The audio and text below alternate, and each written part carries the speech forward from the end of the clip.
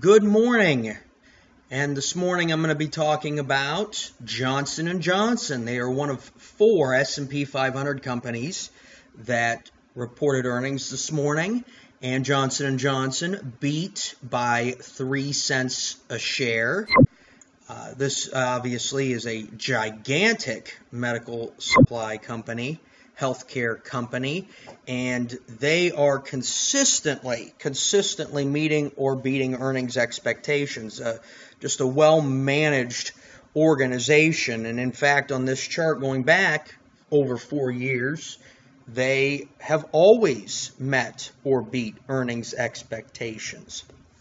So a solid performer that Johnson & Johnson is, and looking forward, it looks as if they've got some decent earnings growth in the pipeline over the next 2 years.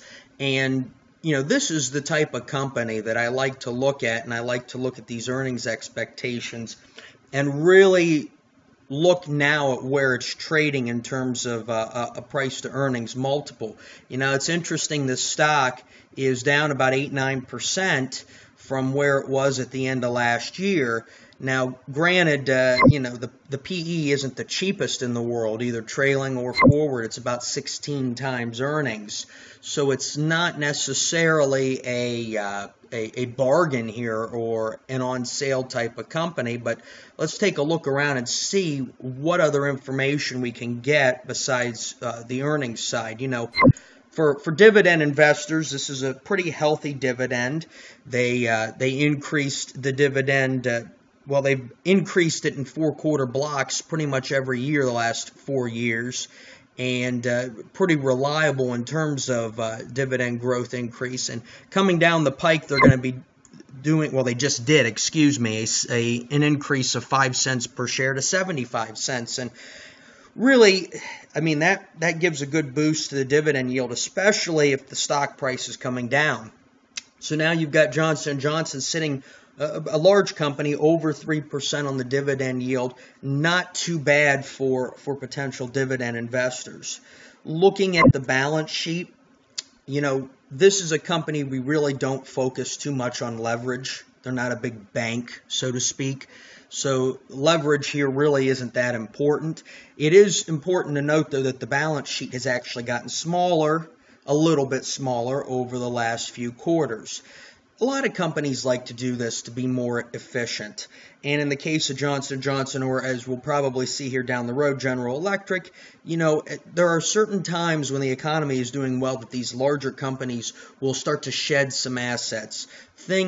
Little businesses that aren't really quite part of their core competency, they will sell them, they'll get a good price on them, and they'll be able to turn those over. Now, the return on assets has been very good for Johnson & Johnson. No complaints here, obviously. Their trailing 12-month earnings still growing despite down. Some of that sometimes does have to do with shedding of assets. These companies will shed assets that aren't a part of the core competency, but they are a part of the earnings component of the organization, and sometimes you'll see an issue there.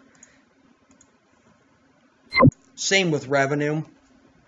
Their revenue, trailing 12 months, dipping slightly, and obviously that's bleeding right over into the operating cash flow and free cash flow portion of the business. So it's interesting when I see a company slowing down here and here, because this I tend to look at for these larger S&P 500 companies, capital expenditures, and wonder what that means for the broader economy. I really like business investment when it comes to GDP, and this is the area where you find out how much a business is really investing in the economy through capital spending, and to see a number drop like this is a little concerning. Not so much for Johnson & Johnson as it is making me wonder how broad that drop is. Again, as you could see, not only is we were talking about how this is 16 The price to earnings, price to forward earnings, trading around 16 right now. It's actually a little lower than historically what it's been over the past year. Interestingly enough, I also track earnings yields, which is the inverted price to earnings ratio, a very tight high 5, low 6% over the last year. Because of the fact that this company gets solid return on its equity, it is going to trade at a price to book value that is a little higher than what you see for most companies, especially most large companies. And so Johnson & Johnson right now trading at over 4 times book. Not a surprise considering what their return on equity is. Not really much to share here. I think I'll go back to our reactions tab. Overall, this is another healthy company. Still one I'm a little cautious on in terms of how much has the market really run on it, being at 16 times price to earnings. But again, if you're holding this stock, there's really nothing to be ashamed of here. An improving return on equity, an improving return on assets.